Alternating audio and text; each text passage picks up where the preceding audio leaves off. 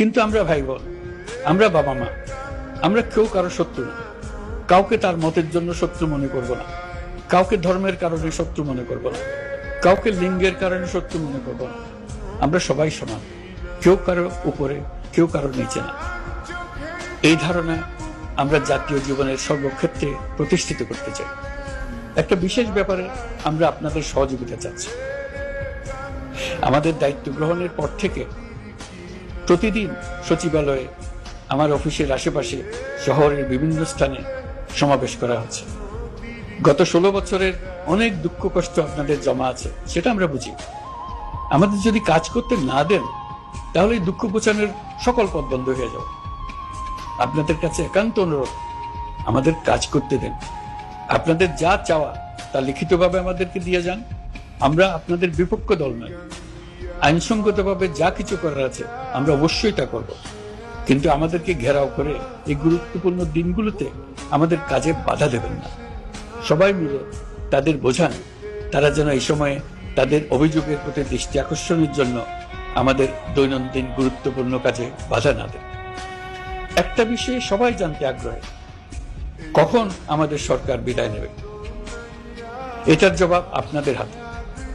কখন আপনারা আমাদেরকে বিদায় দেবেন? আমরা কেউ দেশ শাসনের মানুষ নই। আমাদের নিজ নিজ পেশায় আমরা আনন্দ পাই। দেশের সংকটকালে ছাত্রদের আহ্বানে আমরা এই দায়িত্ব গ্রহণ করেছি। আমরা সমস্ত শক্তি দিয়ে দায়িত্ব পালন করব। আমাদের উপদেষ্টা মণ্ডলীও এই লক্ষ্যে উদ্বুদ্ধ হয়ে সবাই মিলে একটা টিম হিসেবে কাজ করে যাচ্ছি। কখন নির্বাচন হবে সেটা সম্পূর্ণ রাজনৈতিক সিদ্ধান্ত, আমাদের সিদ্ধান্ত নয়। দেশবাসীকে ঠিক করতে হবে আপনারা কখন আমাদেরকে ছেড়ে দেবেন। আমরা ছাত্রদের আহ্বানে এসেছি, তারা আমাদের প্রাথমিক নিয়োগকর্তা। দেশের আপামর জনসাধারণ আমাদের নিয়োগ সমর্থন করেছে।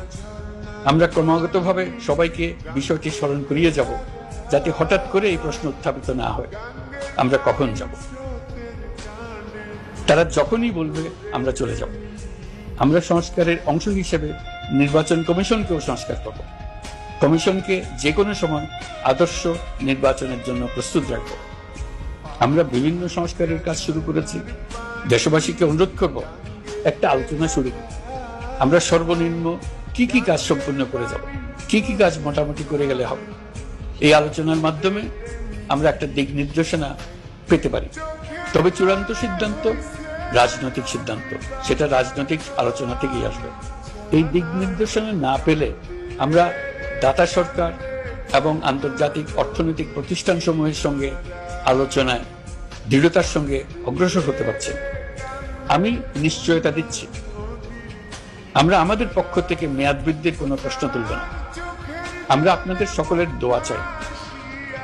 যেই কদিন আছি সেই সময়টুকু উপদেষ্টা মণ্ডলীর প্রত্যেকে নিজ নিজ সাধ্যমতো দেশের এই সংকটকালে সংকট উত্তরণে যেন নিজ নিজ মেধা সাধ্যমতো কাজে লাগাতে পারে।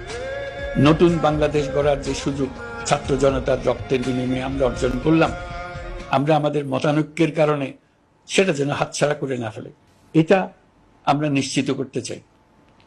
এই সুযোগ এবার হারিয়ে ফেললে আমরা জাতি হিসেবে পরাজিত হয়ে যাব। শহীদ, আহত এবং জীবিত ছাত্র জনতার কাছে আমরা প্রতিজ্ঞাবদ্ধ থাকতে চাই। আমরা এই অর্জনকে কিছুতেই হারিয়ে যেতে দেব না।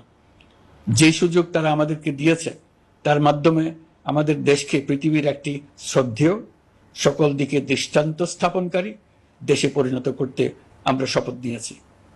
সবশেষে আবারও আমাদের দেশের সকল মানুষ, শিশু, কিশোর কিশোরী, তরুণ তরুণী, বয়স্ক, বৃদ্ধ, নারী, পুরুষ, সবার